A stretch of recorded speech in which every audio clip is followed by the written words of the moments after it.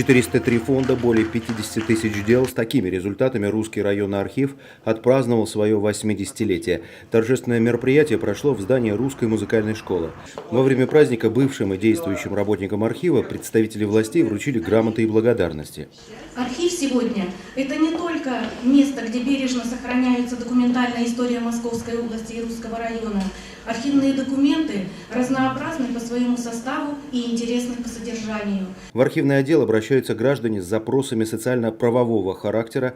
Организации с документами архива работают также местные краеведы. В помощи отдела нуждаются граждане, которые подтверждают стаж работы по документам архива, берут справки о зарплате в разные годы своей деятельности для перерасчета пенсии, утраченные документы по нотариальным действиям и многие другие.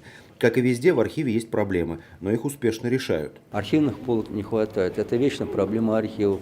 Нужно расширяться. Площадей нет. Поэтому мы как-то обходили те владения, помещения, которые здесь на территории есть, и остановились вот на одном из зданий областной собственности, где можно еще вот дополнительно 150-180 квадратных метров выделить под архив. Конечно, после соответствующего ремонта. Напомним, Русский районный архив был учрежден в 1935 году. Документы, хранящиеся в фондах, отражают развитие культуры, образования, сельского хозяйства и промышленности района.